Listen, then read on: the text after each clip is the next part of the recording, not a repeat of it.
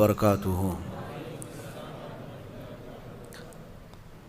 الحمد للہ وکفا وسلام علی حبیبہ المصطفیٰ، اما بعد فاعوذ باللہ من الشیطان الرجیم، بسم اللہ الرحمن الرحیم۔ ان اللہ وملائکتہ یصلون علی النبی یا ایہا الذین آمنوا صلوا علیہ وسلموا تسلیما۔ اللہم صل علی سیدنا محمد معدن الجود والکرم وآلہ واصحابہ الکرام وابنہ الکریم وبارک وسلم صلاة دائمة سرمدا ابدا۔ بحمدہ تعالی و بکرم مصطفیٰ صلی اللہ تعالی علیہ وسلم معمول کے مطابق آج بھی ہماری تلاوت ہوئی۔ غالباً آپ حضرات سننے والے اگر ہوش میں ہیں تو آپ خود ہی بتائیں آج کتنے پارے ہوئے ہوں گے؟ الحمدللہ۔ جو ایکٹیو ہیں وہی آخر تک ہوتے بھی ہیں۔ قرآن پاک سننا یہ بہت بڑی عبادت ہے۔ آپ ڈیوٹی نہیں ادا کر رہے ہیں بلکہ اللہ کا کلام سن رہے ہیں۔ قرآن کا 1/3 حصہ آج گزر چکا ہے، 10 پارے ہو چکے الحمدللہ۔ مولا کریم بقیہ 2/3 بھی آپ کو تجوید کے ساتھ سننے اور ہمیں پڑھنے کی توفیق عطا فرمائے۔ اللہ تبارک و تعالیٰ نے آج کے ان صورتوں میں جو بیان فرمایا، ایک سورۃ الانفال ہے۔ انفال جو ہے مال غنیمت کو کہتے ہیں۔ اصل میں یہ بدر کے متعلق نازل ہوئی یہ پوری سورہ انفال۔ مال غنیمت کے بارے میں حضور اکرم صلی اللہ تعالیٰ علیہ وسلم سے پوچھا گیا تھا، اس سلسلے میں یہاں پر اس سورہ میں کئی باتیں آئی ہیں۔ بدر کے میدان میں نبی پاک صلی اللہ علیہ وسلم نے اعلان فرمایا تھا لوگوں کو ابھارنے کے لیے یا میدان میں مضبوط رکھنے کے لیے کہ فلاں فلاں کو جس طرح سے کارکردگی ہوگی ویسا انعام دیا جائے گا۔ تو اس میں جتنے جوان تھے وہ میدان میں کود پڑے ہیں۔ جو بوڑھے صحابہ تھے عمر والے، وہ جھنڈوں کو مورچوں کو سنبھالے ہوئے تھے، خیموں کو سنبھالے ہوئے تھے۔ میدان کی ظاہر سی بات ہے فوج کی حفاظت کے لیے بھی کچھ صحابہ ہوا کرتے، تو انہوں نے مورچے سنبھال لیے۔ جوان لڑنے کے لیے میدان میں کود پڑے، اور ایسی سخت ترین لڑائی ہے کہ بدر کے میدان میں آپ کو پتہ ہے، تاریخ گواہ ہے، یہ 313 تھے اور وہ 1000 سے زیادہ تھے۔ باوجود اس کے اللہ نے روشن فتح عطا فرمائی، اور یہ جوان صحابہ نے 70 کافروں کو مار گرایا تھا اور 70 کو قیدی بنا کر لائے تھے۔ اب مسئلہ یہ تھا کہ حضور نے جو اعلان فرمایا تھا جس کی جیسی کارکردگی ہوگی ویسا انعام ہے، تو جو جوان صحابہ تھے ان میں یہ باتیں چلنے لگی جو بدر کا مال غنیمت ہے وہ غالباً جوان صحابہ کو زیادہ ملے گا۔ تو بوڑھے صحابہ وہ کہتے کہ اگر ہم مورچہ نہ سنبھالتے تو تم میدان میں اترتے کیسے؟ بہت تیز ہمارے حاجی صاحب جو ہے بے شک فرماتے ہیں، کیونکہ بوڑھوں کا اپنا ایک رول ہوتا ہے۔ بڑھاپا جو ہے اللہ تعالیٰ کی طرف سے ایک نعمت ہے کہ اللہ کی طرف لوٹنے کا موقع دیا جاتا ہے۔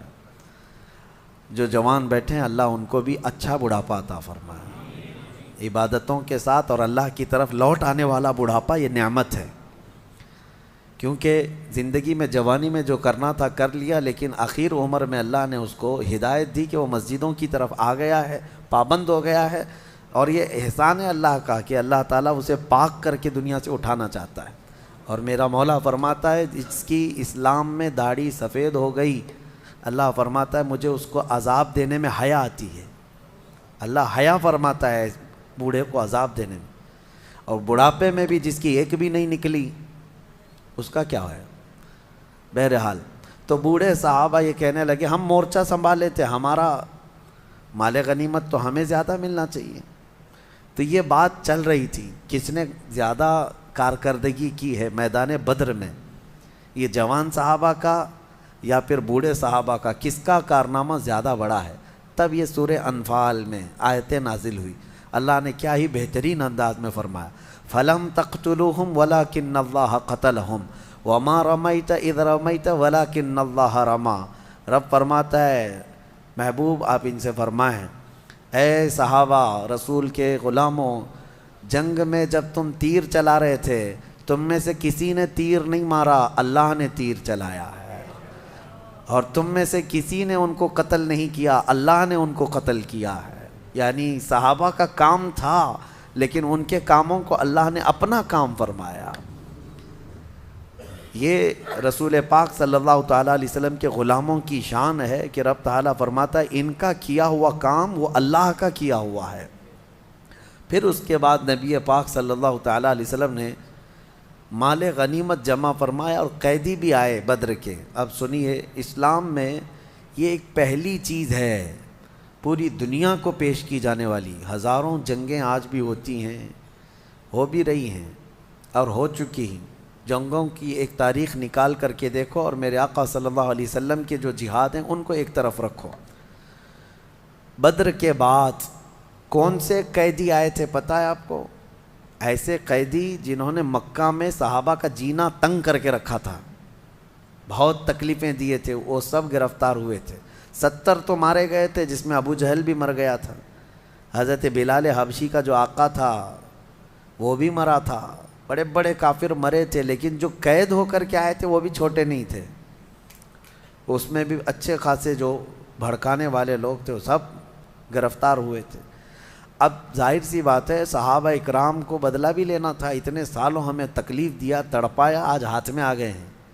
لیکن نبی رحمت صلی اللہ تعالیٰ علیہ وسلم نے صحابہ سے مشورہ کیا کہ ان کے ساتھ کیا کریں ابھی، تو حضرت عمر فاروق رضی اللہ تعالیٰ عنہ نے مشورہ دیا کہ ان میں سے ٹکڑے ٹکڑے کر کے ان کو کاٹ کے مار ڈالیں، یہ جتنے ہیں مار ڈالیں ان کو۔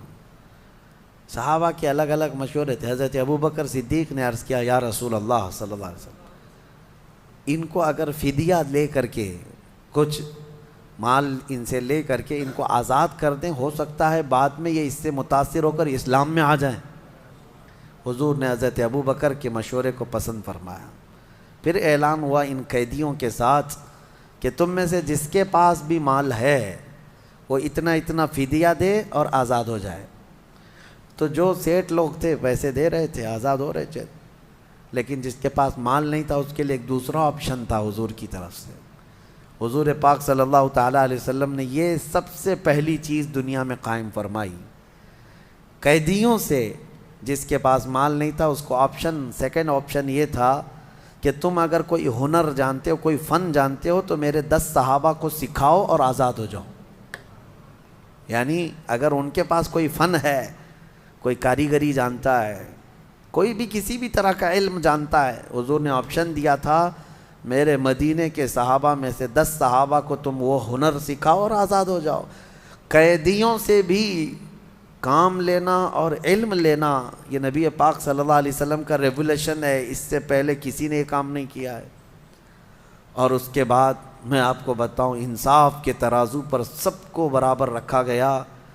اتفاق ایسا کہ ان قیدیوں میں خود رسول اللہ کے چچا عباس بھی گرفتار ہو کر آئے تھے، وہ ایمان لائے ہوئے نہیں تھے، ایمان لائے ہوئے نہیں تھے، گرفتار ہو کر کے آئے۔ اور ظاہر سی بات ہے وہ جب میدان میں آئے تھے ان کے پاس کچھ نہیں تھا، لیکن مکہ میں جب جنگ کے لیے نکل رہے تھے تو اپنی بیوی ام الفضل کو کچھ پیسے دے کر کے کہا تھا سونے کے سکے فلاں مٹکے میں یا کسی جگہ اس کو اندر بند کر کے رکھ دو، کسی کو خبر نہ ہو۔ جنگ میں آنے سے پہلے، بدر میں آنے سے پہلے اپنی بیوی کو دے کر آئے تھے اور وہ چھپا دیے گئے پیسے تہہ خانے میں۔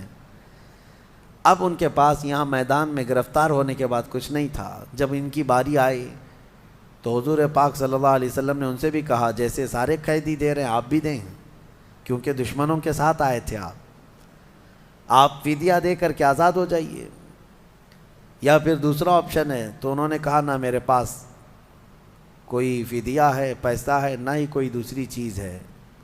تو حضور پاک صلی اللہ علیہ وسلم نے فرمایا بدر میں آنے سے پہلے اپنی بیوی ام الفضل کو جو دے کر کے آئے تھے وہ منگوا لو۔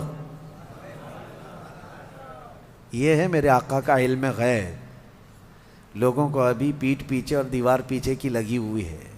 میرے آقا صلی اللہ تعالیٰ علیہ وسلم تو تمہارے گھروں میں کیا کیا چیزیں تم چھپا کر رکھے ہو وہ تک جانتے ہیں۔ حضرت عیسیٰ علیہ السلام فرماتے ہیں، قرآن میں موجود ہے وَأُنَبِّئُكُم بِمَا تَأْكُلُونَ وَمَا تَدَّخِرُونَ فِي بُيُوتِكُم۔ حضرت عیسیٰ علیہ السلام کا یہ فرمان قرآن میں آیا ہے، وہ خود کہتے ہیں میں تمہیں وہ سب چیزیں بتا دوں گا جو کچھ تم گھروں میں کھاتے ہو اور جو جمع کر کے رکھتے ہو۔ جب عیسیٰ علیہ السلام اتنا جانتے ہیں تو کیا میرے نبی پاک صلی اللہ علیہ وسلم اپنی امتیوں کے احوال نہیں جانتے؟ یقیناً جانتے ہیں۔ رسول رحمت صلی اللہ تعالیٰ علیہ وسلم نے جیسے ہی یہ فرمایا، حضرت عباس کیا کہتے؟ جواب کچھ بھی نہیں تھا، فوراً کہنے لگے میں ایمان لاتا ہوں۔ نبی پاک صلی اللہ تعالیٰ علیہ وسلم کی بارگاہ میں پھر ان کو آزاد کر دیا گیا، اور جو کچھ قیدی بچے تھے جن کے پاس دونوں بھی چیزیں نہیں تھیں ان کو مدینہ لایا گیا، اور قید خانہ کہاں تھا؟ مسجد نبوی میں رکھا گیا۔ کاش ہم کو وہاں قید کر دیا جائے زندگی بھر، مسجد نبوی میں قید کر دیا گیا۔ اب ہماری تمنا ہے کہ ہم مسجد نبوی میں قید ہو جائیں، وہ تو زمانہ رسول اللہ کا تھا۔ حضور ہر نماز کے لیے مصلی پر آیا کرتے تھے، جایا کرتے تھے، وہ کیسی جیل ہے، بلکہ وہ حقیقی جنت ہے۔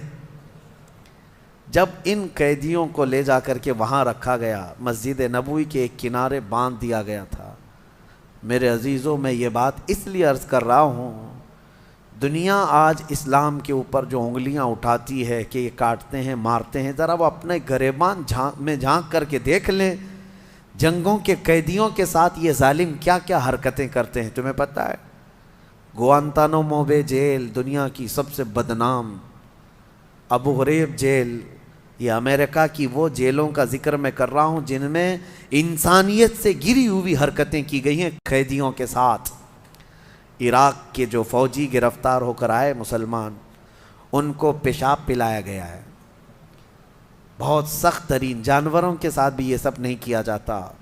بہت گندی حرکتیں ان قیدیوں کے ساتھ کی گئی جو مسلمان قید ہو کر کے آئے۔ انسانیت سوز، اخلاق سوز حرکتیں، یہ سب چیزیں ہسٹری میں آج بھی موجود ہے، اور جس کے سامنے بھی یہ ذکر کرو وہ شرم سے پانی پانی ہو جائے گا۔ یہ کس کی حرکتیں ہیں؟ سپر پاور کی، جو دنیا کو اخلاق تقسیم کرنے کی بات کرتے ہیں، دنیا کے درمیان اپنے کیریکٹر پھیلانے کی بات کرتے ہیں، اور اسلام پر وہ بلیم کرتے ہیں۔ اسلام میں تو یہ حق اتنا احترام دیا گیا ہے کہ جنگوں سے جو قید ہو کر کے بھی آئے گا اس کو فنڈامنٹل رائٹس ہوں گے، اس کے بنیادی حقوق، اس کے کھانے پینے اور اس کی ساری چیزوں کے حقوق رکھے جائیں گے۔ یہ نہیں کہ کوئی قیدی آ گیا تو اسے بھوکا پیاسا مار دیا جائے گا۔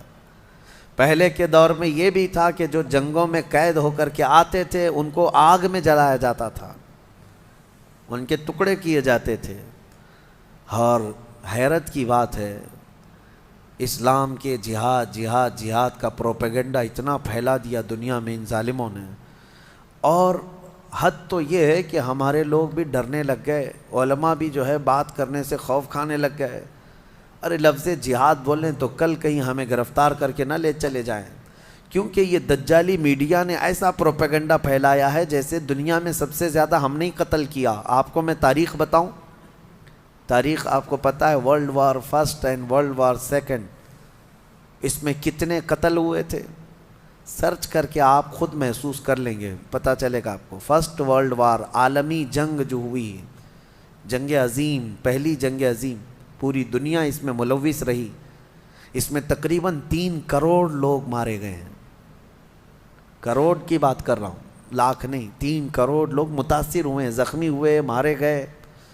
اور دوسری جنگ عظیم میں تو 5 کروڑ سے اوپر لوگ، انسانوں کی کوئی اہمیت ہے یا نہیں؟ کروڑ ایسے ہم یہاں پر تاریخ میں بتایا جا رہا ہے جیسے کوئی گاجر مولی ہیں۔ ایک انسان کی بھی وقعت ہے اسلام میں، ایک انسان کی بھی قیمت ہے۔ 3 کروڑ مارے گئے، 5 کروڑ مارے گئے، لیکن تم میں سے کسی کو آج ہمت نہیں ہے یہ عالمی جنگ کے متعلق کہا جائے کہ یہ سب ورلڈ وار جو ہے دنیا کو فساد میں مبتلا کرنے کی سازشیں تھیں اور پوری دنیا کو تباہ کرنے کے آلے تھے۔ لیکن حیرت اس بات پر ہونا چاہیے ان ظالموں کو، میرے نبی پاک صلی اللہ تعالیٰ علیہ وسلم نے اپنی 10 سالہ زندگی میں، جو مدنی زندگی ہے، کیونکہ مکی زندگی میں ایک بھی جنگ نہیں ہوئی، حضور نے ہجرت فرمایا مدینہ، اس کے بعد سے لے کر آپ کی وفات تک ٹوٹل آپ کی 10 سالہ مدنی زندگی میں 17 جنگوں میں میرے آقا نے شرکت فرمائی. کتنے؟ مسلمانوں کو یہ بات یاد رہے، 17 غزوات میں میرے آقا صلی اللہ علیہ وسلم کی شرکت ہوئی.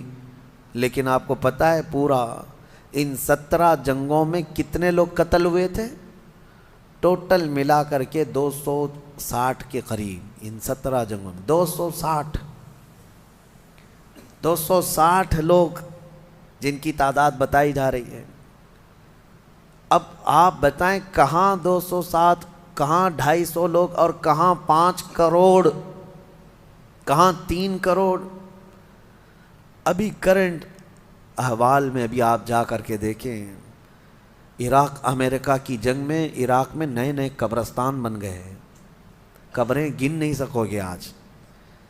جو ڈیٹا گورنمنٹ دیتی ہے وہ ایک محدود طریقے کا ہے، باقی وہاں کے جو حالات ہیں اللہ کی پناہ. سیریا میں کس نے جنگ چھیڑ رکھا ہے آج تک؟ یمن کو کون مار رہا ہے؟ افغان میں 20 سال نیٹو فوجوں نے کیا کیا؟ ان کے پاس کوئی ڈیٹا ہے؟ ان کے پاس کوئی تعداد ہے؟ کتنے لوگ مارے گئے؟ افغان کی سرحد پر جا کر دیکھیں، عراق ہو، یمن ہو، سیریا ہو، لاکھوں کی تعداد میں قتل ہو گئے، لاکھوں کی تعداد میں قتل ہو گئے ہیں. چلو ٹھیک ہے، ان کو ایسا لگتا ہے کہ مسلمانوں کا قتل ہوا تو نہیں بولنا چاہیے. فی الحال رشیا جو یوکرین پر اٹیک کر رہا ہے، کوئی ان کے پاس تعداد ہے یوکرین میں کتنے لوگ مارے گئے؟ قتل ہے، چاہے کوئی بھی کرے. یہ جتنی دجالی میڈیا ہے ان کے منہ میں اب مینڈک بیٹھ گئے ہیں. کوئی نہیں کہنے کی ہمت کرتا ہے کہ رشیا آتنکوادی ہے. کوئی یہ نہیں کہہ سکتا کہ وہ زبردستی کی جنگ کر رہا ہے. ٹیررسٹ کا لفظ استعمال ہی نہیں کریں گے، نہیں کریں گے. لاکھوں قتل کیے ان لوگوں نے دنیا میں، لاکھوں قتل کیے ہیں. میں پوری چیز لے کر کے آپ کے سامنے بیٹھ سکتا ہوں، لیکن اس کے برعکس اسلامی تاریخ میں اگر 250 کی تعداد میں قتل مل جائے تو سچ کہا شاعر نے، سچ کہا. وہ قتل بھی کرتے ہیں تو چرچا نہیں ہوتا، ہم آہ بھی کرتے ہیں تو ہو جاتے ہیں بدنام. ہم آہ بھی کرتے ہیں تو ہو جاتے ہیں بدنام، وہ قتل بھی کرتے ہیں تو چرچا نہیں ہوتا. بات صرف اتنی ہے کہ آج دنیا صرف طاقت کی زبان جانتی ہے، دنیا صرف دولت کی پجاری ہے. جس کے پاس آج بہت زیادہ دولت ہے یا جو بہت زیادہ سپر پاور ہے، اس کے سارے عیب یہ دنیا چھپا دیتی ہے. اور جو غریب قوم ہے اس کا ایک جرم بھی پوری دنیا کو دکھا دکھا کر کے اس کو سب سے بڑا چور ثابت کرتے ہیں. یہ دگلی پالیسی دنیا میں آج موجود ہے. لہٰذا آپ کو نروس ہونے کی ضرورت نہیں. تمہارا دین سچا ہے. تمہارے مصطفیٰ کریم صلی اللہ علیہ وسلم میرے آقا نے اس روئے زمین پر جو مظاہرہ فرمایا، یقیناً وہ رحمت للعالمین کا مظاہرہ فرمایا ہے، وہ یقیناً رحمت رہے. تو یہ بدر کے حالات کے بعد کی چیزیں سورۃ الانفال میں بیان کی گئی ہیں، اور 70 قیدی وہاں پر مارے گئے. میں کہتا ہوں اب یہاں پر کچھ لوگ یہ کہتے ہیں کہ مدینے سے نکل کر کے یہ لوگ گئے اور اٹیک کیا مکہ والوں پر، اور بیچارے 70 لوگوں کو مارا اور 70 لوگوں کو پکڑ کر کے لائے. محمد صلی اللہ علیہ وسلم کے لوگ یہ ظلم کی ہے. ان الوؤں کو یہ بات بولنے میں شرم بھی نہیں آتی کہ حضور صلی اللہ علیہ وسلم گئے، ان کو مارے اور پکڑ کے لائے. بیوقوف ہو، 313 کو لے کر گئے تھے اور آئے کتنے تھے؟ 1000 سے زیادہ. ابھی میں آپ سے ایک چیز پوچھتا ہوں، سوال ہے آپ سے. ممبئی میں آپ لوگ رہتے ہیں اور دلی یہاں سے کافی دور ہے. اگر دونوں میں ٹھن گئی، ممبئی والوں میں دلی والوں میں، اللہ کبھی نہ کرے، مثال دے رہا ہوں، دونوں میں کچھ اختلاف ہو گئے اور جنگ کی نوبت آ گئی، جنگ کی نوبت آ گئی. ممبئی سے قریب کلیان ہے، پنویل ہے، یا سمجھ لیں اور تھوڑا سا آگے کی طرف جائیں، کلیان کے پاس یا پنویل کے پاس یہ جنگ ہو گئی. کس کی؟ دلی والوں کی اور ممبئی والوں کی. مجھے بتاؤ کیا کہا جائے گا کہ ممبئی والے لڑنے کے لیے گئے تھے کہ دلی والے لڑنے کے لیے آئے تھے؟ ظاہر سی بات ہے وہ آئے تھے، ہم گئے نہیں تھے یہاں سے. اسی طرح سے اگر دلی کے قریب دوسرے وہاں سے سٹے ہوئے شہر ہیں، نوئیڈا ہے، غازی آباد، وہاں اگر جنگ ہوئی ہوتی تو یہ بلیم کیا جاتا ممبئی والے وہاں گئے تھے مارنے کے لیے۔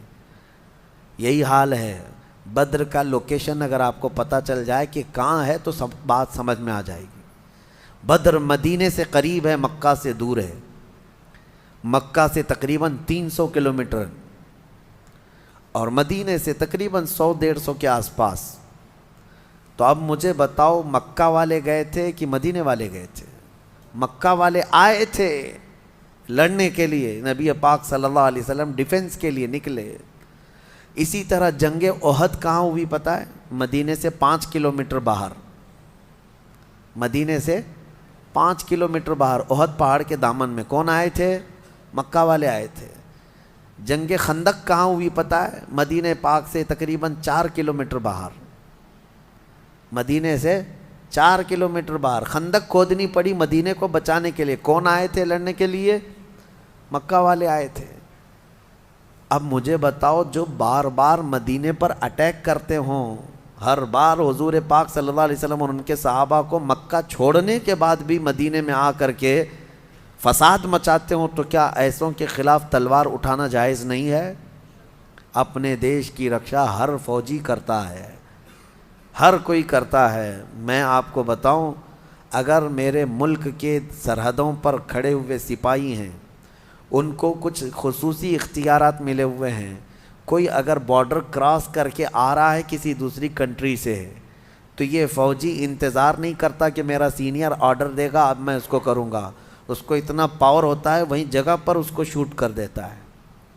بارڈر پر باضابطہ بارڈر سے 1 کلومیٹر آگے پیچھے یہ لکھا بھی جاتا ہے وارننگ کہ اس سے آگے نہ جائیں ورنہ سپاٹ پر شوٹ کیا جائے گا۔ وہاں پر یہ نہیں دیکھا جائے گا کہ بھٹک کے آئے تھے کیا کیے تھے۔ فوجی کو اختیار ہوتا ہے۔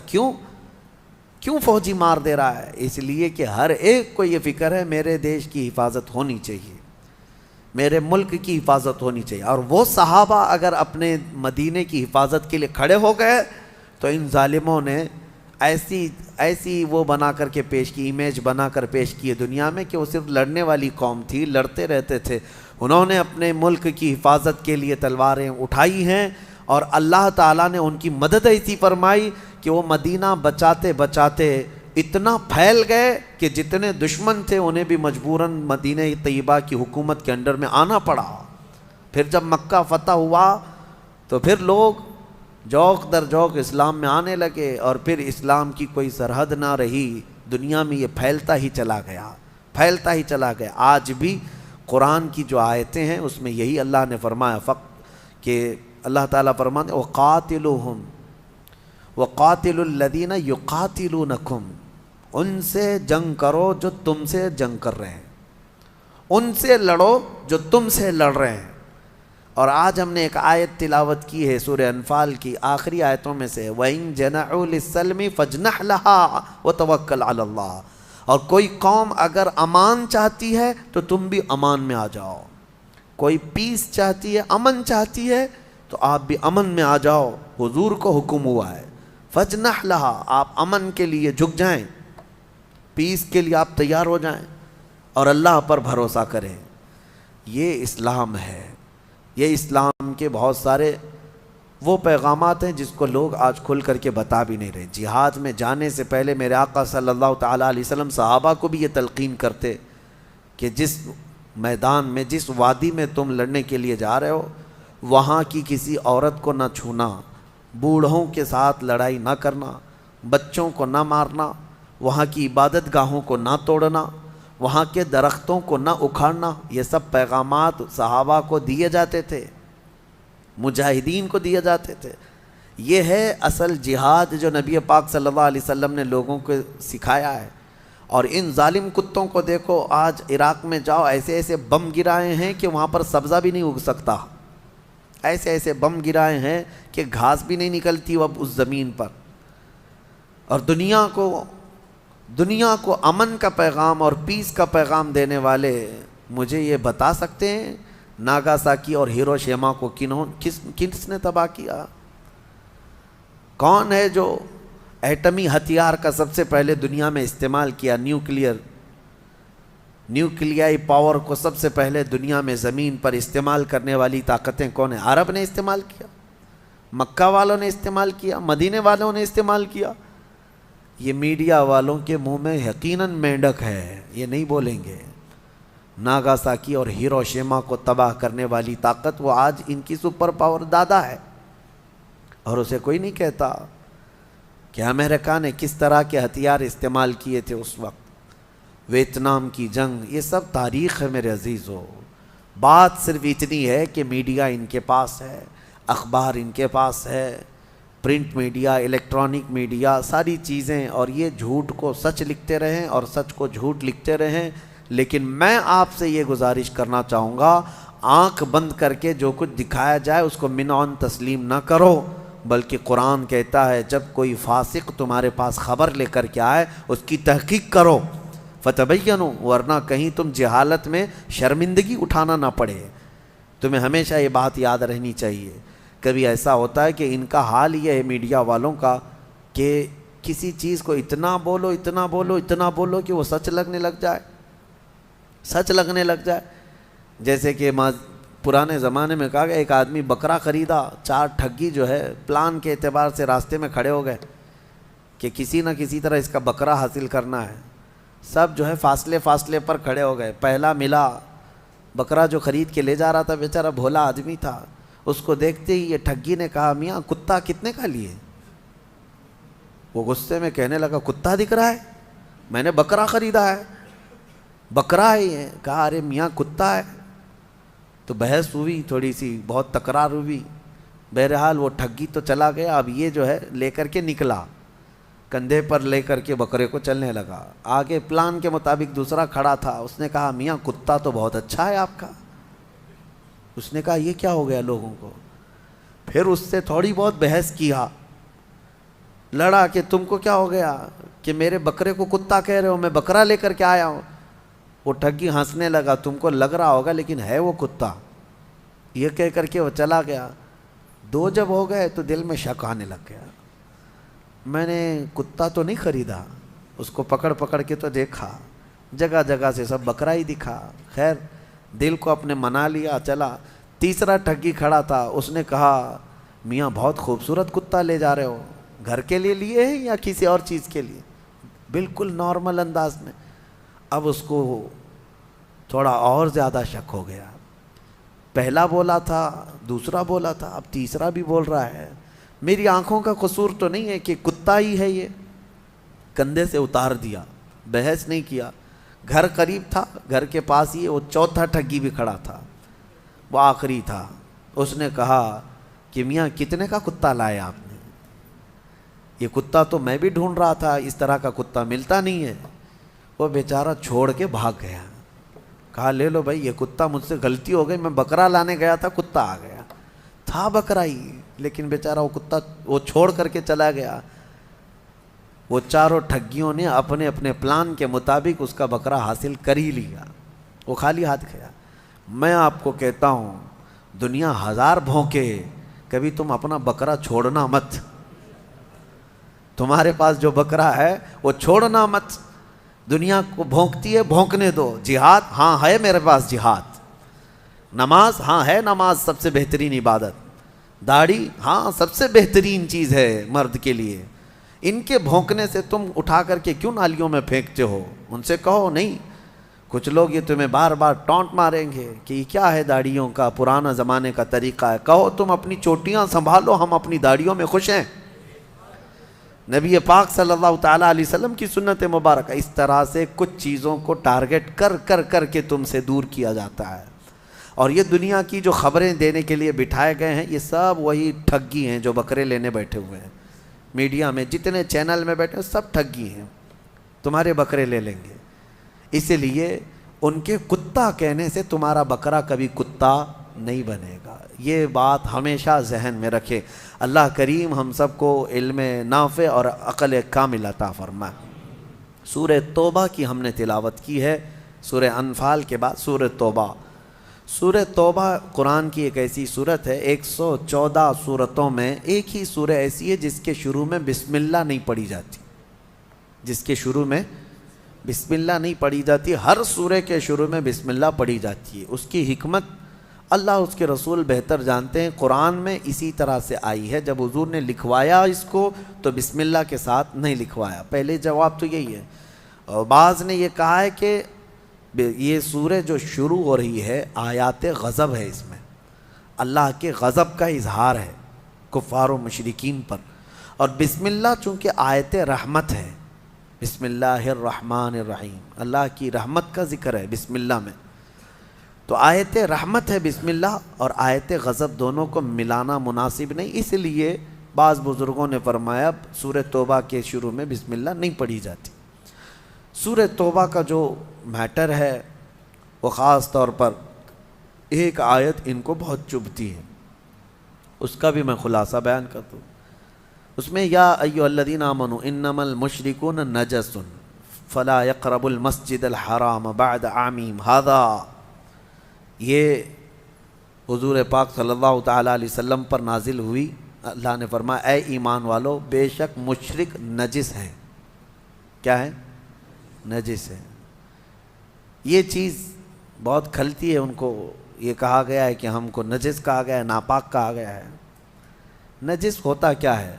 بہت ساری چیزیں ہیں، میں آپ کو بتاتا ہوں، اور اس میں حکم یہ ہے کہ ان کو مسجد حرم کے قریب اب آنے مت دینا۔ اس سال کے بعد پابندی ہو گئی، مشرکین نہ آئیں، یا اللہ تبارک و تعالیٰ کی مقدس سرزمین ہے۔ آج تک اس پر عمل ہے کہ حرمین طیبین مکہ میں بھی اور مدینے میں بھی غیر مسلم کو الاؤڈ نہیں ہے۔ یہ ابھی کچھ یہودی سعودی داخل ہو رہے ہیں، ان کی کرپا، ان کی مہربانی، بھائی بھائی کو داخل کر لے رہا ہے، الگ بات ہے، لیکن ویسے اسلامی قانون یہی رہا برسوں سے۔ اب ان کا سوال یہ ہے کہ مشرکین کو نجس کیوں کہا گیا؟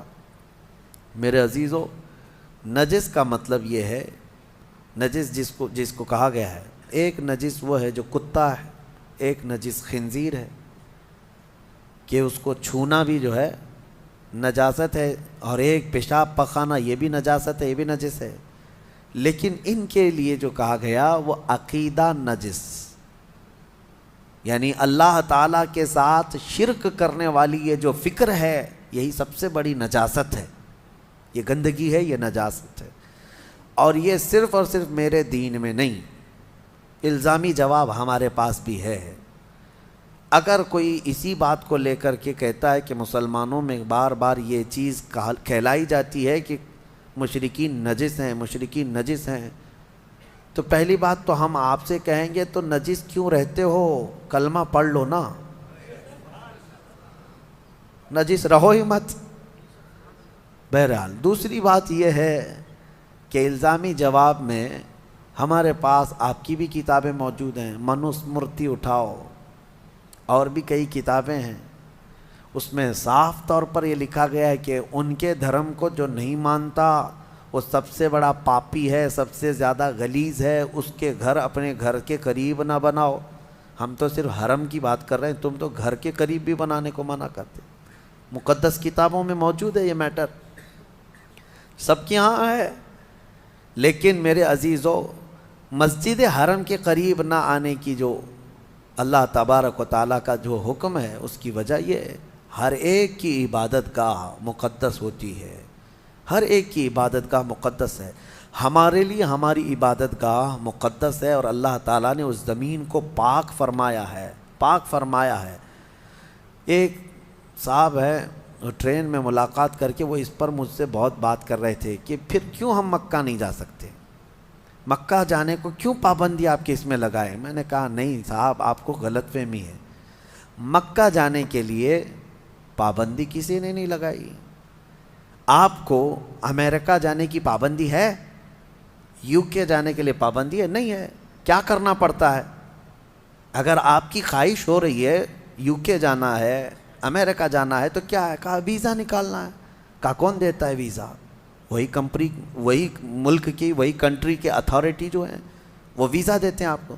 کہا ویزا مل جائے تو جائیں گے آپ، امریکہ کا ویزا ملے، یو کے کا ویزا ملے تو آپ جا سکتے ہیں۔ سیم پروسیس ہے. آپ کو مکہ اور مدینہ آنا ہے تو ویزا ہے لا الہ الا اللہ محمد رسول اللہ. سیم پروسیس ہے. ہر ایک کنٹری اپنی اپنی کچھ نہ کچھ تحفظات رکھی ہوئی ہے. اسی طرح سے اسلام میں آپ کو یہ کہا گیا ہے آپ بھی کلمہ طیبہ پڑھ لو, پاک ہو جاؤ اور آ جاؤ, پاک ہو جاؤ اور آ جاؤ. پابندی صرف اور صرف یہ ہے کہ اس کرائٹیریا کے اندر جو ہوگا وہ آئے گا, وہ پڑھے گا. اور ہر دین میں اس طرح کی چیزیں پائی جاتی ہیں. بہرحال اللہ کریم ہمیں ہمارے دین پر استقامت عطا فرمائے. قرآن عظیم کی آیات بینات کو سمجھنے اور اس پر عمل کرنے کی توفیق عطا فرمائے. وآخر دعوانا ان الحمد للہ رب العالمین. السلام علیکم.